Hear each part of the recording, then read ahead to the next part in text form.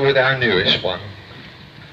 And this is a Hunslet 4-wheel diesel hydraulic locomotive that came from the INAD site at Bishopton near Glasgow. It was originally a 2-foot 6-gauge machine, but was purchased by the museum and regauged to 2-foot, and is our main passenger locomotive for ordinary days of the week. And if you come during the week, this is the locomotive you're most likely to see. It's very easy to drive, and it has proved very, very reliable. But once we get one of our other locomotives repaired, this one is then coming out for overhaul. So next year probably it might be out for a little while. So this is Hudson Hunslet number HE8969 from the INAD at Bishopton near Glasgow.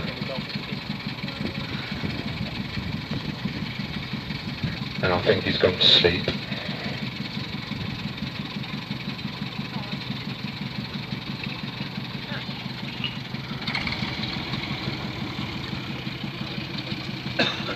Or is it?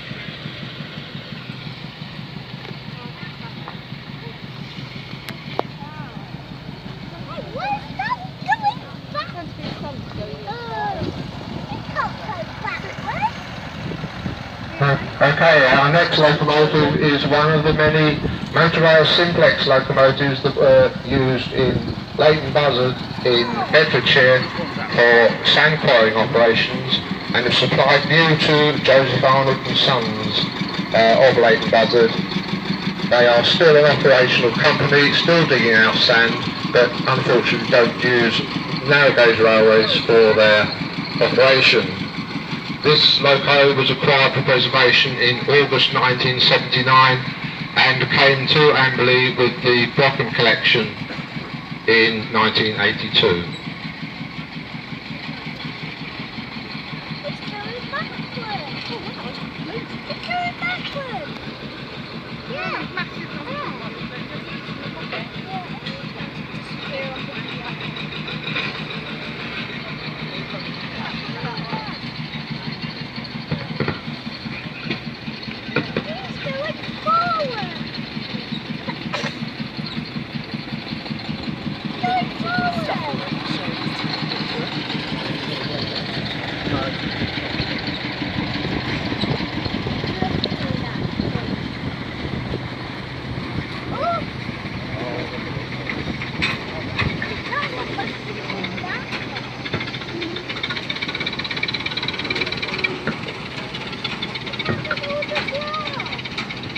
The next one is another motor rail, number 1381, built in 1918, and was of a type of locomotive that was used extensively in the trenches during World War I. Our particular locomotive didn't make it that far, and after a period in storage it was sold into industry and eventually acquired for preservation. This is another locomotive that came to Amberley via the Brocken collection, and many of you will know that the Eight-Dale Railway in Staffordshire are currently running a big Tracks to the Trenches event to commemorate the end of World War I. This is our contribution to it.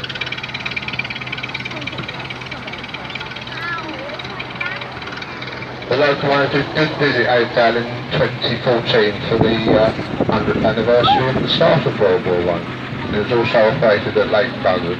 The next loco is a small Holstein and Koppel locomotive which is of German origin, but in the 1930s I'm sure you will appreciate that things of German manufacture were not that popular really, so the importers badged the locomotives up under their own name, William Jones and Company, and continued to sell the locos. This little one was another Brockham loco and was originally restored by Redland Brick apprentices, which is why it is in Redland Brick's house colours and is named Redland. It's a single cylinder diesel Orestein and Koppel.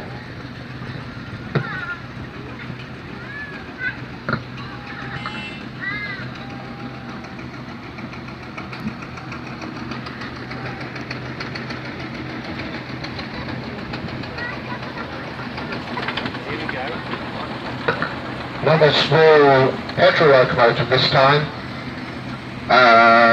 built by FC Hibbard and Company in 1953.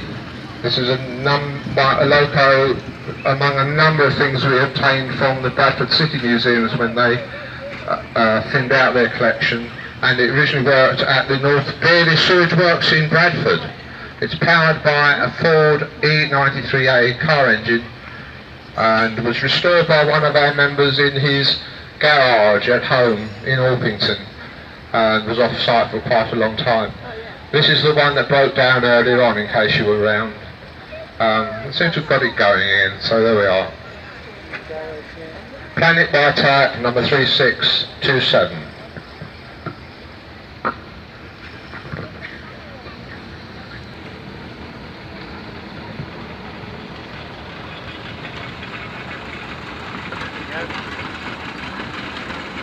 This is another loco from FC Hibbard & Co.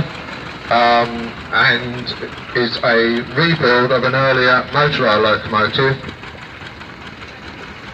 This one is fairly local and was one of the first 3 locomotives that came to Amberley when the museum first opened in 1979. It worked for the City of Chichester Sewage Works up until the time it came to the museum. And we'll just interrupt the commentary for a moment to watch Polar Bear go past. Give them all a wave. Hello Polar Bear. Polar Bear's from the Isle of Man, in case you didn't know, from the Isle of Benrari. And Polar Bear is 113 years old. There we go. Older than me. Anyway, back to the Hibbard Simplex. Worked for the City of Chichester Sewage Works at Appledram to the south of the city, and when it acquired it was covered in what looked like mud but probably wasn't.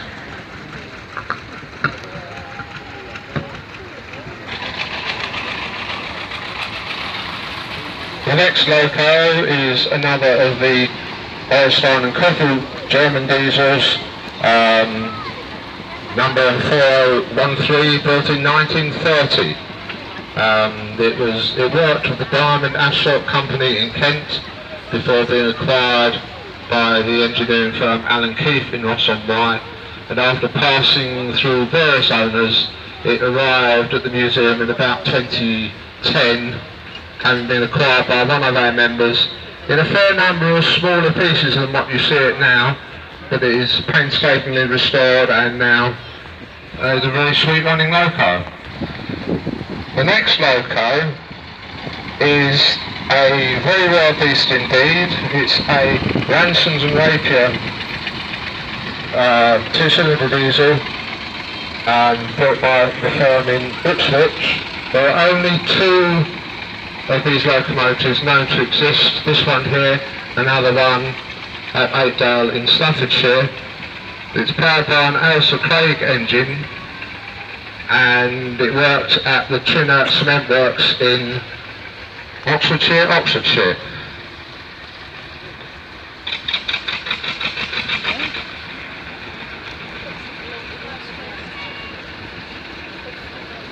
The other loco like it used to work for the Midland Pete in Southern Ireland. Next we have a couple of Hudson Hunslet locomotives. which look more or less identical. There are detailed differences, the main difference being in the power unit. The first one is HE3097, which has a McLaren engine in it.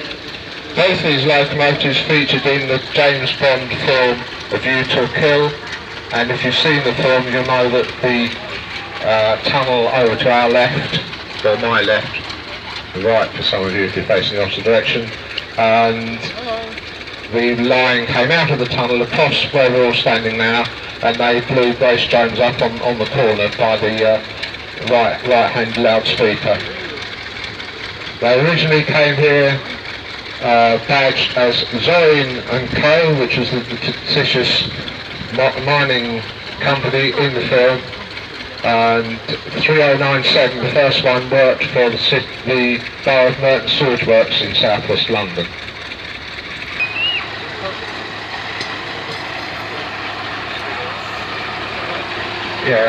This locomotive is Paladin. It's a 1936 built John Fowler resilient locomotive, and it was one of 4 built for the East Anglia Water Authority in 1936 for the construction of the Abberton Reservoir to the south of Colchester. There were 4 of these locomotives, Paladin, Lower and Abberton, which were all named after local villages, and the 4th one was called Romford, which was the location of the Water Authority's head office.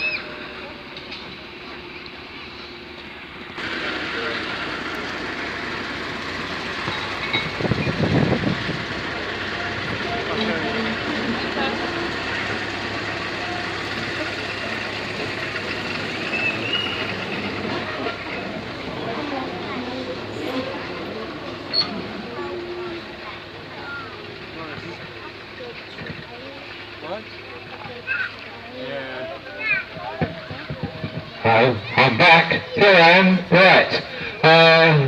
There wasn't much else to say about Pardon, was there? No. It's been at the museum for quite a long time and was restored by the father of the guy, one of the guys who was on there. The next loco is one of our 3 battery electric locomotives built by Wingrove and Rogers in 1953. The 2 large ones, this grey-greeny coloured one and the bright green one up there, used to work at North Holwood Brickworks near Dorking, and the little blue one that's coming down here now worked at the Warman Brickworks near Horsham.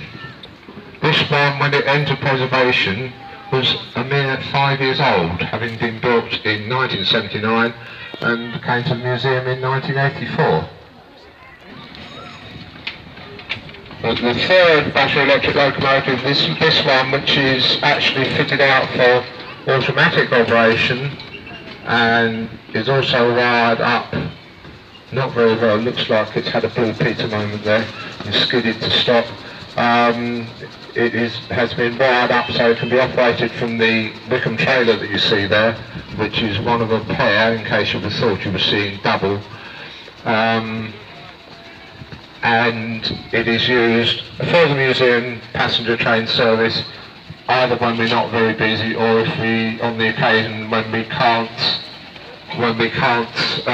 muster 2 volunteers to run the train. The coach and the one behind it, which is the paired power car, came from the East Riggs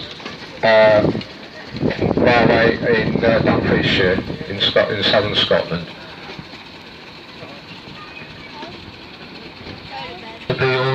On the subject of Wickhams, if you look on the other side of the fence, there's a large tank-like construction on another Wickham, and in Kent on the Lydd Ranges they operated a narrow gauge railway system to enable the squaddies to practice their shooting, and they ran these target trolleys around behind banks of shingle with the tanks above so they could fire rounds of ammunition at them for practice.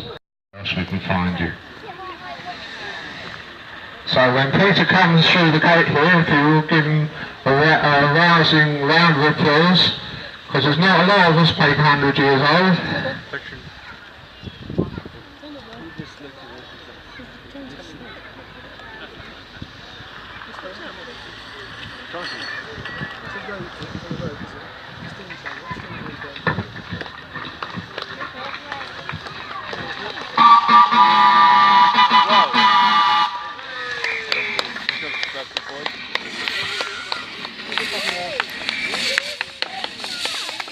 Yes, it's Peter.